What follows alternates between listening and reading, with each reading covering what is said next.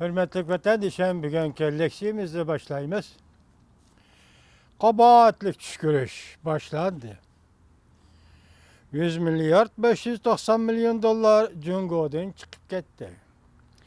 Mavzulu haber 1. ayının 17. günü Dünya gazetede ilan kılınıp, şu günü Venvi Torbiti'ye köçürüp besildi. Haber mındak başlandı. Makroluk statistikalarga asaslanganda 12 ayının ahırgıcı 3 ay içinde məbləğ salğıçılarının yeni bazarlardan çıkıp ketişinin külümünü her qandaq vaqtkidən alqıp ketdi. Ula Xitay pulunun kımmeti davamlıq düşüdü dep ensirgenlikten xatırı intayın çoğun bolğan Cungo məhsulatlarını bazarda setişqe başladı.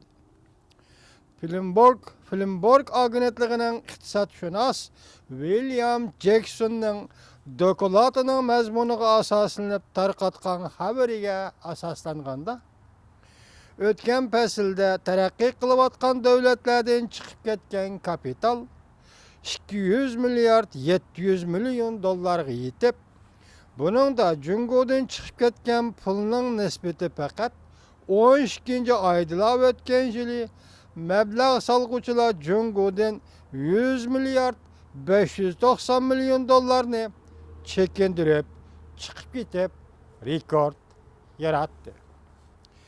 Yukarı ahval Cungo Halk Merkezi Bankasının Cungo pulunun kıymetini muqimlaştıralaydıqanlıqı yoki muqimlaştıralmaydıqanlıqı den bazarının gumallanğanlığını aks ettirip berdi. Cungo bu pulunu muqimlaştıralamdı yok halk pulunu. Bundan bazar gumallanışqı başladı. İqtisadşünas Jackson 1. ayının 13. gün dokulat ilan qılıp mundaq görsetdi. Yeni bazarda pul muamele sahasında pul kıymetinin düşüp ketişi, məbləğ salğıçılarının Xitay pulunun ayrıbaşlaş kıymetinin ensirişini keltirip çıkadı. Muşu 1. ayda biz yaşavatqan 1. ayda Cungo'dan çıkıp gidadigan pulun kıymeti texmo pulun sani texmo örülüşü mümkün değil.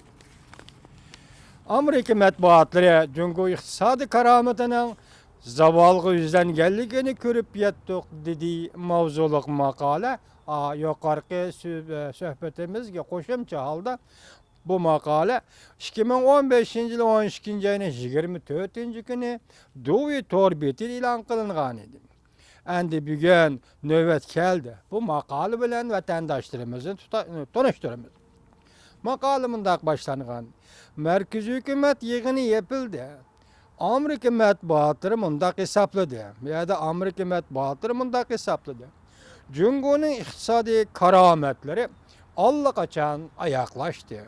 Cungo'nun iqtisad quyoshi tağ keyniga olturuşqa başladı.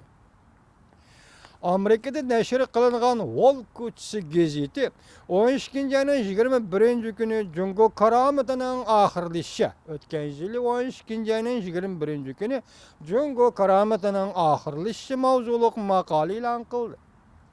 Makalede mundaq görüstüldü. Gerçi iqtisadşünaslar Cungo milli darametinin yarışarı boyunca birinci buluşu fakat vaqt meselesi deyişidir.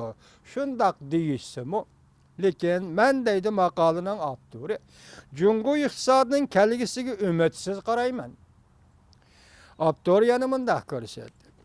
Biz Cungo iqtisadi karametinin ahırlaşqanlığını körüp yetdik. Cungo'nun iqtisadi muvaffaqiyatları qarzga tayinib öy imaret kasbi ticaretini terakki qildirish, yani mağzaplaştırış. Mana bu Cungo iqtisadının muvaffaqiyatidir. Makalede mundaq görürsün.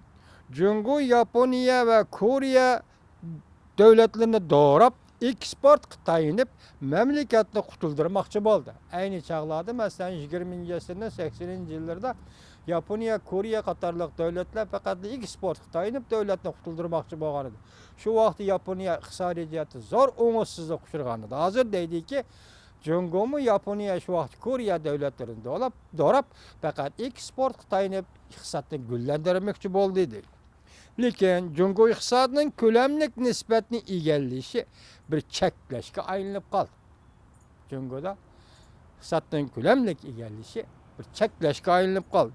Dunyoda eng zo'r eksport davlati hisoblangan Cungo, Amerika bo'libmi Yevropa ittifoqi ara savdo tijorat orqali iqtisodni taraqqiy qildirishga erishdi deydi.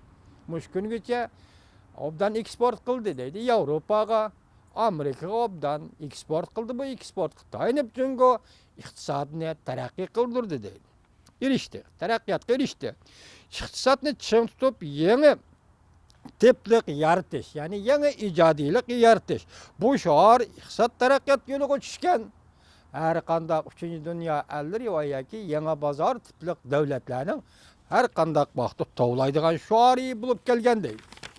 Endi qaraymizki deydi Wall Street gazetiga maqola yozgan aptur. Bu davlatning raqobatchilaridagi o'zaro davlatlarning raqobatchilari eng zo'r ustunlik shu ediki, ularning jamiyati erkin tafakkur qilishga, yuraklik e'tiqod qilishga rag'batlantiriladi. Mesela Cungo bilen savdo tijorat sohasi raqobatlashadigan davlatlarning bir ortiqchiligi shu yerdiki, bu davlatlarning jamiyati erkini dedi, erkin raqobatga tashabbus qiladi deydi. Shundaqla erkin e'tiqodga ham tashabbus qiladi deydi. Mayli diniy e'tiqod sohasi bo'lsin, mayli o'zi qilayotgan savdo kasbiy tijorat sohasidagi bir nishonni ko'zlagan e'tiqod bo'lsin, bu faqat erkinlik ichida, erkin muhit ichida elib beriladi Cungoning raqobatchilarida deydi. Lekin bu ish Cungoda yo'q deydi. Maqolada bundaq ko'rsatildi Wall Street gazetining maqolasida. Cungoda sariq rang taraqqiyotning rangi bo'libla qolmasdan, balki o'xshashla o'piqqa o'ltirgan quyoshning rangidir. Qaranga, nima degan o'xshay vatandoshim, qaranga. Cungoda sariq rang, diqqat qiling vatandoshim. Cungoda sariq rang bugungi kunda taraqqiyotning rangi bo'libla qolmasdan, balki o'xshashla o'piqqa o'ltirgan quyoshning rangidir deydi. Demak, Cungoda taraqqiyotmi, iqtisodmi, hatto siyosatmi bugungi kunda o'piqqa o'ltirgan quyoshning sariq rangiga aylanib qoldi deydi.